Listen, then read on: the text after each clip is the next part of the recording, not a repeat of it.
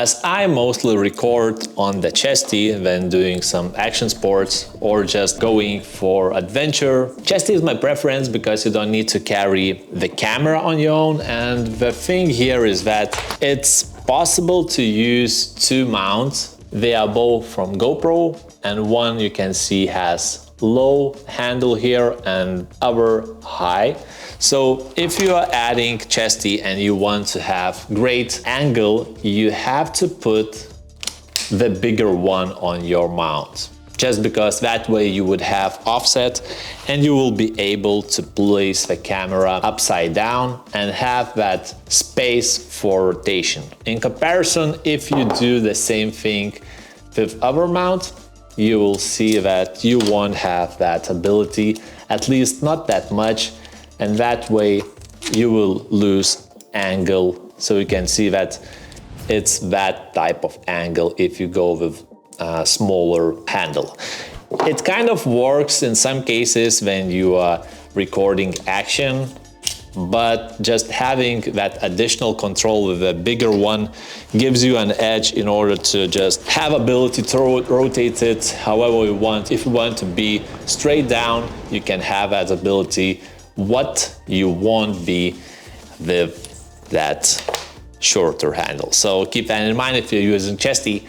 Just use the one which has bigger side and you will be good to go for more cases than this one limited.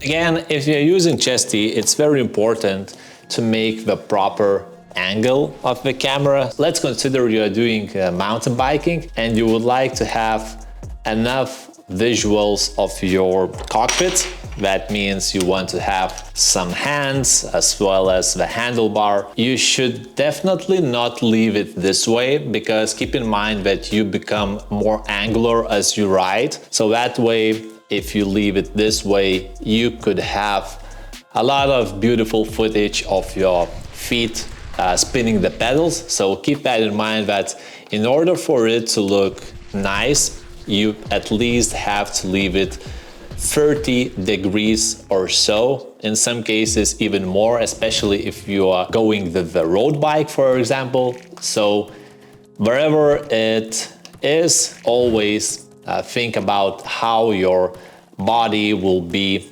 in relation to the ground, so that way you will have at least some sort of estimation how rotated this should be. And always when you are in the position of your action sport or movement, just have a look what direction the camera looks and readjust if needed. Then readjust it, just make sure to tighten it properly and you will be good to go.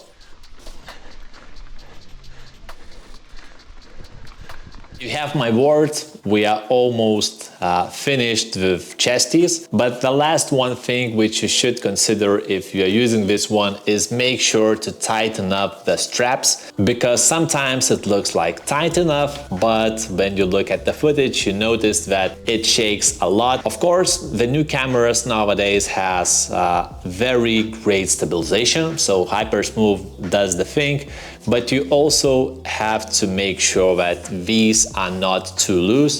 So just make sure to tighten them up.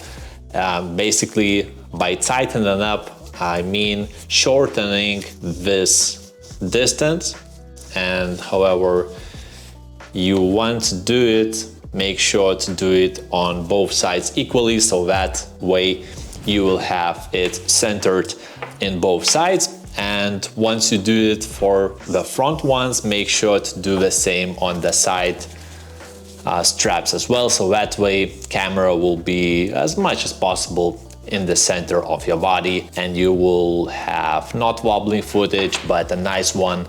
And that way, after looking at the footage later down the road, you won't get sea illness, because the footage will be as flawless as from the left.